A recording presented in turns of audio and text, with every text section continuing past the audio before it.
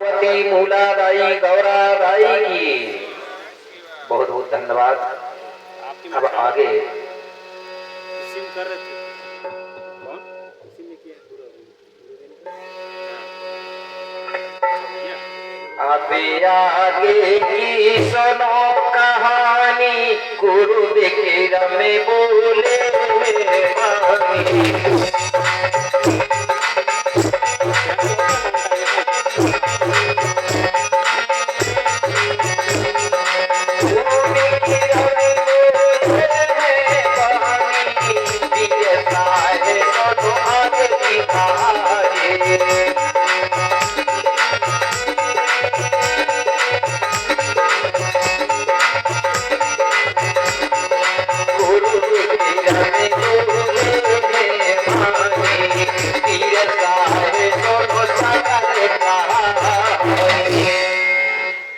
आगे गुरु विक्रमदेव राजा बीरसाह और समस्त गोंडियन समाज को आगे की गाथा सुनाते हुए बोले राजा, जो पहाड़ी पारी गोपार लिंगो बाबा है वो सगा समाज के लिए सत्य और असत की खोज करने के लिए सेमर पेड़ के नीचे बैठा है और पूर्व दिशा की ओर देख रहा है।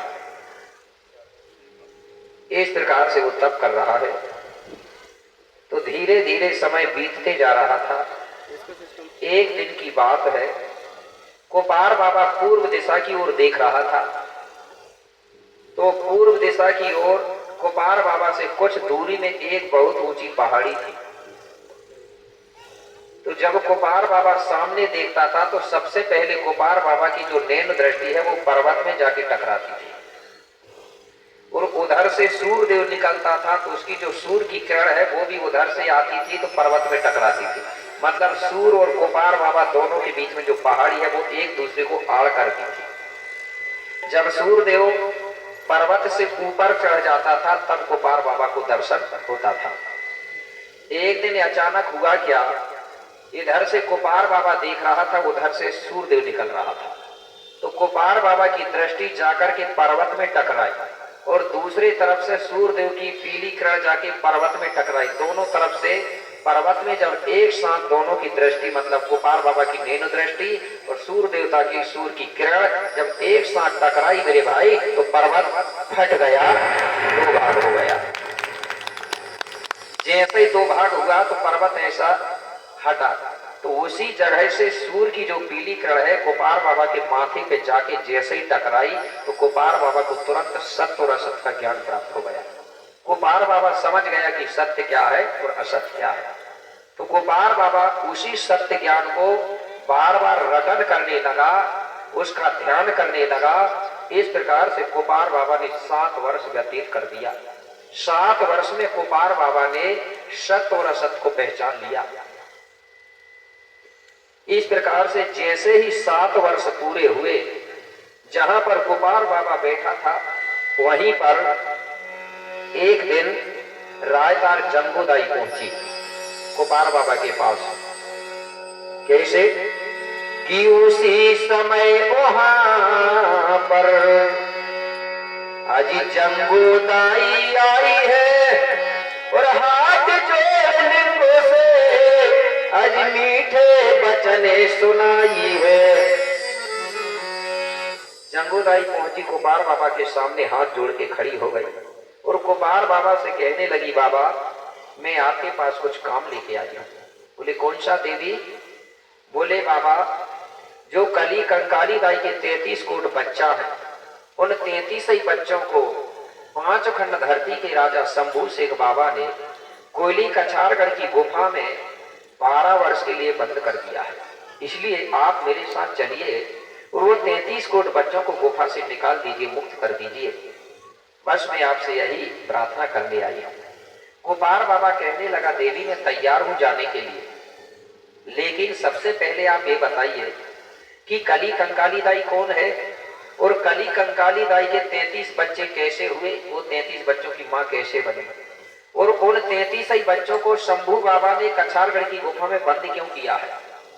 सबसे पहले आप वो कली कंकाली दाई के बारे में जीवन परिचय सुनाइए, उसके बाद में चलने के लिए तैयार हो। तो जंगोदाई सबसे पहले कुपार बाबा को कली कंकाली दाई की जन्म गाथा सुनाती है, 33 कोट बच्चों के बारे में सुनाती है और उनको बंद क्यों किया गया ये बताती है। उसके बाद में लिंगो बाबा फिर 33 बच्चों को निकालने के लिए जंगों के साथ जाता है। तो मेरे भाई सबसे पहले मैं आपको भी यही बता दूं कि कलियाबाई कौन है और कलियाबाई के 33 बच्चे कैसे हुए और इन बच्चों को शंभू ने बंद क्यों किया।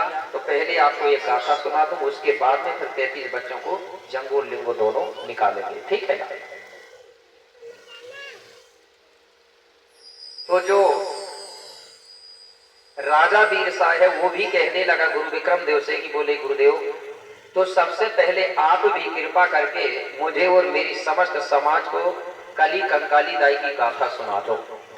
तो मेरे भाई जो गुरु विक्रम देव ने जो गाथा सुनाया था गोंड राजा वीरसा राम जी को, वही गाथा मैं आपको सुनाने जा रहा हूँ। बताया गया है कि जो कली कंकाली दाई की गाथा को ध्यान से सुनता है और अपने जीवन में उतारता है तो उस पर माता कली कंकाली दाई की कृपा होती है और उसके विभिन्न प्रकार के काल कालंक कट जाते हैं और उसका परिवार सुखी रहता है। तो सभी लोग ध्यान से सुनेंगे। जिसने डायरी पेन लाया होगा तो वो कुछ चीजों को नोट भी करना चाहिए। आप लोग नोट नहीं करते इसलिए याद नहीं रहता। आज की बात दूसरे दिन पूछते हैं तो भूल जाते हैं। तो अब भूलना नहीं है, नहीं तो एक जगह की बात बता रहा हूं, एक उदाहरण दे रहा हूं।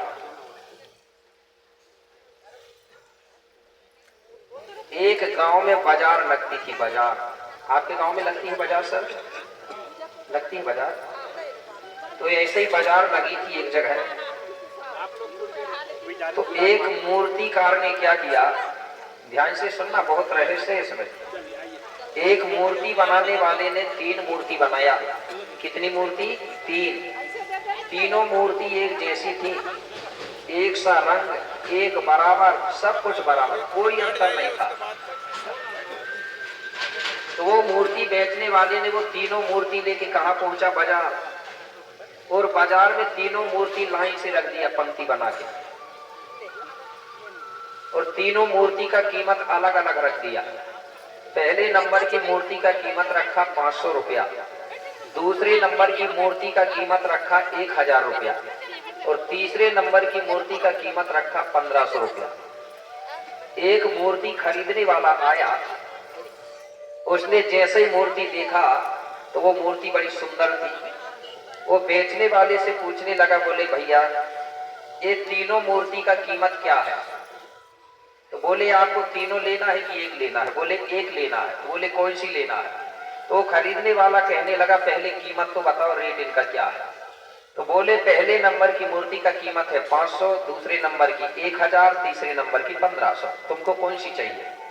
अब वो खरीदने वाला कहने लगा, बोले ये मूर्ति तीनों एक जैसी है, एक सा रंग है, एक बराबर है, इनमें कोई अंतर नहीं है, फिर तुमने कीमत अलग अलग क्यों रखा? बराबर रखना था ना। बोले नहीं, बोले देखने में एक जैसी है लेकिन बोले इनमें बहुत बड़ा अंतर है। बोले तो बोले कैसे अंतर, हमको समझा के बता। तो उसने क्या किया, एक धागा उठाया और जो पहले नंबर की मूर्ति थी 500 रुपया वाली, उस मूर्ति के कान से धागा डाला तो दूसरे कान से धागा निकल गया। बोले देखो इसका कीमत है 500 रुपया। अच्छा, बोले दूसरी मूर्ति जो 1000 वाली उसको बताओ। तो 1000 वाली मूर्ति के कान से जब धागा डाला गया तो वो पेट में जाके रुक गया, मतलब निकला ही नहीं। बोले इसका कीमत है 1000। अच्छा, सबसे महंगी वाली मूर्ति बताइए। बोले जो 1500 की है। तो 1500 वाली मूर्ति के कान से जब धागा डाला गया तो मुंह से धागा निकल गया। बोले देखो अंतर हो गया ना। फिर भी वो खरीदने वाला नहीं समझा। बोले इसका मतलब?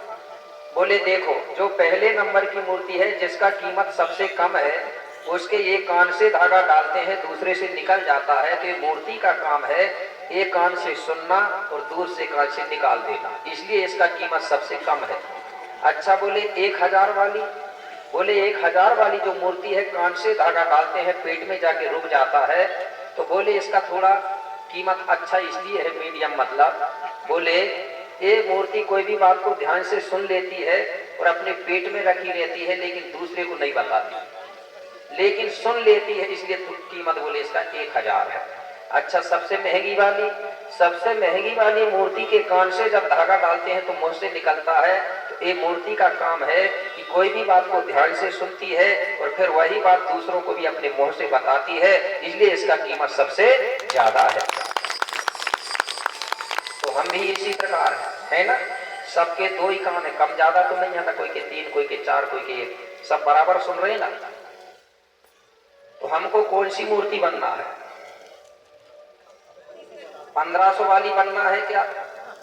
अच्छा, 500 वाली कौन बनना चाहता? हाथ उठाओ, सबसे सरल है। इधर से सुन लो, इधर से निकाल दो, कोई मतलब नहीं। बनेंगे कोई 500 वाली? कोई नहीं बनेगी। 1000 वाली? कछु तो होंगे 1000 वाले। अच्छा, 1500 वाले कौन कौन है? सभी बनना चाहते, बहुत बहुत धन्यवाद। तो 1500 वाली कब बनोगे? मैं जो बात बता रहा हूं उसको ध्यान से सुनना, और मेरे जाने के बाद भी, चाहे शादी विवाह में जाओ, चाहे 10 गात्र में जाओ, चाहे बच्चे के जन्म में जाओ, जहां भी बैठोगे तो हमको अपनी संस्कृति की ही चर्चा करना है, इससे जल्दी प्रचार होगा। नहीं तो हम शादी विवाह गए और दूसरे के ग्रंथों की चर्चा करते हैं लोग, हमारी चर्चा करना वहां, इससे जल्दी प्रचार होगा। जब ऐसा करोगे ना तो अपने आप लोग सबसे महंगी वाली मूर्ति में गिनती आएगी, ठीक है ना? हाँ, तो सभी लोग ध्यान से सुनेंगे। मैं कली कंकाली दाई की गाथा सुनाने जा रहा हूँ। कैसे?